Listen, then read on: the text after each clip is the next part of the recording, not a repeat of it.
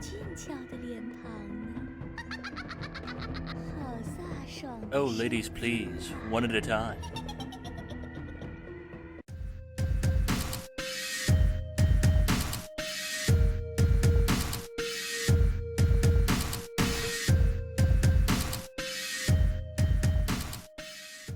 Wow, it's been a while. In between finals week, moving to an entirely new abode, heading home, and then trying to recuperate from finals and moving into the Christmas season, time has been unbelievably short. Of course, that doesn't mean I stopped playing video games, because that would probably kill me. But which game to cover of the many that have passed by? A good question indeed. Well, Rainblood Chronicles Mirage stands out among the crowd. Mirage is a side-scrolling action-adventure game released earlier this year by S-Game and published by Origo Games.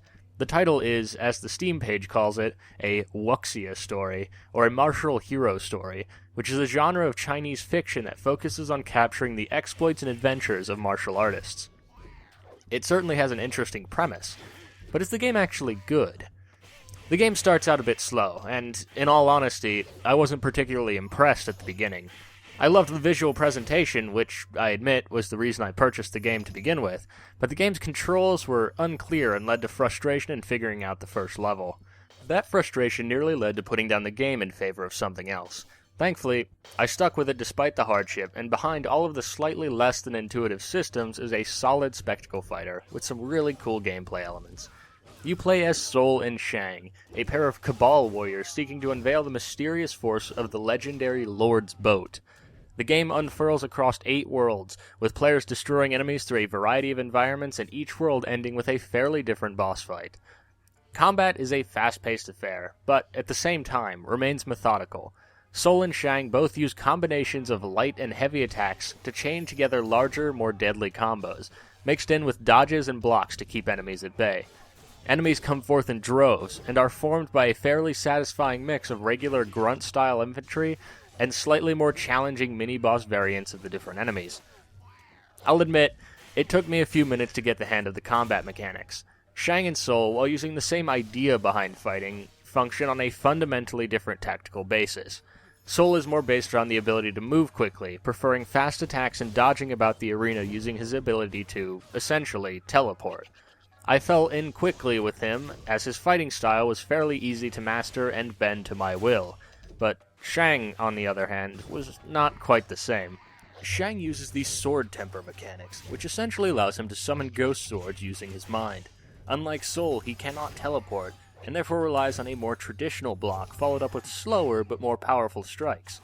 The blocking move is insanely difficult to time though, and enemy position can affect whether it's successful or not, but his skills are fairly devastating and offer an excellent counterbalance to the quick nature of Sol. The game, unfortunately, does fall slightly short of the mark in some areas. For one, the translation, in the form of English subtitles, was fairly poorly done.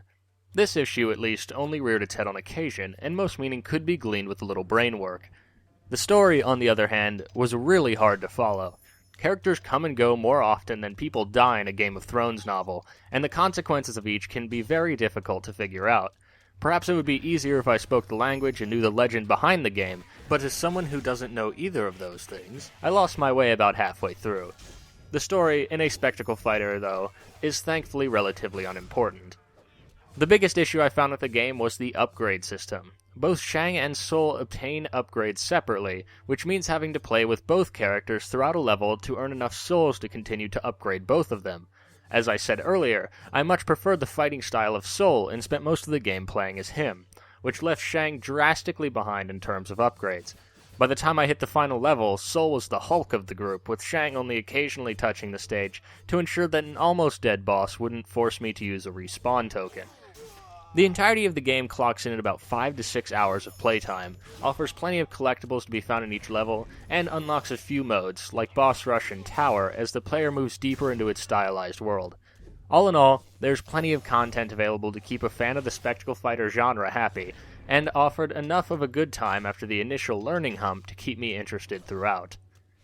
BloodRayne Chronicle Mirage from S-Game gets a 6.5 out of 10 and is available on Steam now for $15 or your regional equivalent. Until next time, stay awesome, and cheers.